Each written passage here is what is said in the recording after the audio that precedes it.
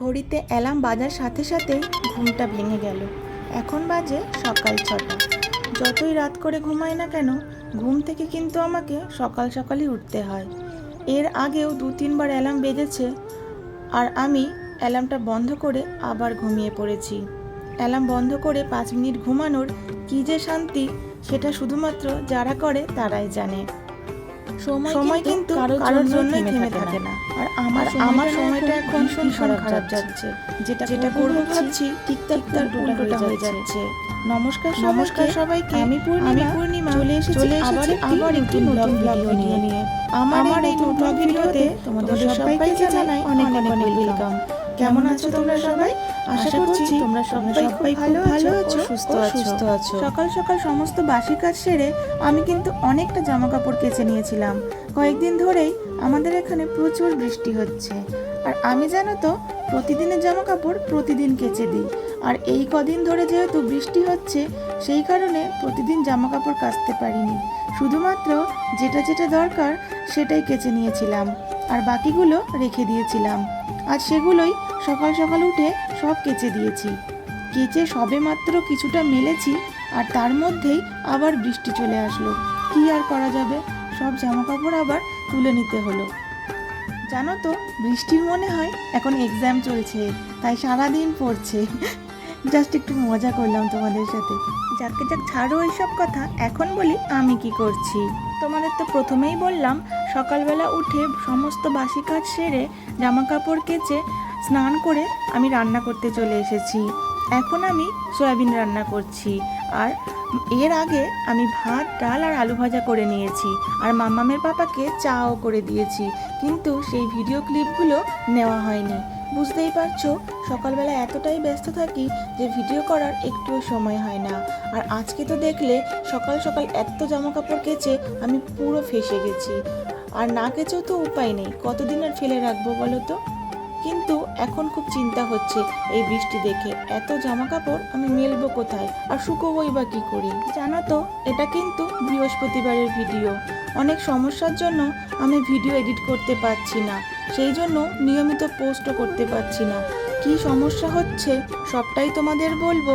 তার আগে আমি মাম্মামের পাপার টিফিনটা গুছিয়ে ওকে খেতে দিয়ে দিই, কারণ মাম্মামের পাপা এখন অফিস যাবে। মাম্মামের পাপা অফিসে আসার পর আমাকে আবার বাদবাকি কাজগুলো সেরে মাম্মামকে নিতে যেতে হবে স্কুলে। জানো তো সকালবেলা সময়টা যে কি তাড়াতাড়ি চলে যায় কিছুতেই বুঝতে পারি না। সকালবেলা এমনকি খাওয়ারও সময় পাই না, যে একটু চা খাবো সেটারও সময় পাই না। কি তাড়াতাড়ি যেন সময় চলে যায়। তোমরা যারা হাউসওয়াইফ আছো আর সবটা তোমাদেরকে একাই সামলাতে হয়, তারা নিশ্চয়ই এই ব্যাপারটা বুঝবে। আর এদিকে দেখো বৃষ্টি তো থামার নামই নেই। কিভাবে যে মাম্মামকে স্কুল থেকে আনতে যাব আর কিভাবে যে ওর পাপা অফিস যাবে সেটাই ভাবছি। ভাবতে ভাবতে আমি আবার স্কুল থেকে চলেও আসলাম।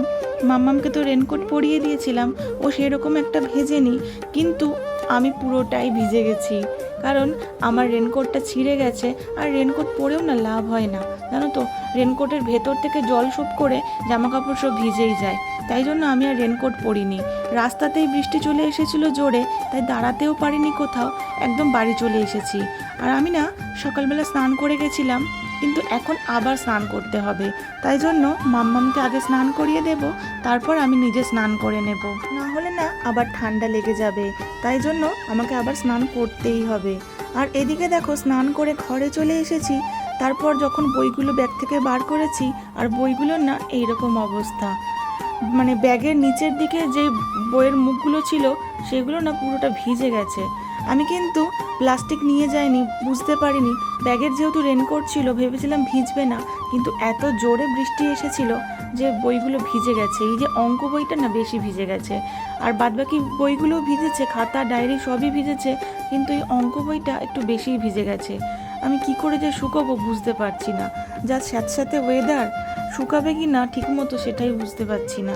যাই হোক, কি আর করা যাবে, ভিজে গেছে যখন। বিছানায় সবগুলো মেলে দিয়ে আমি পাখা চালিয়ে দিয়েছি, দেখি কতটা শুকায়।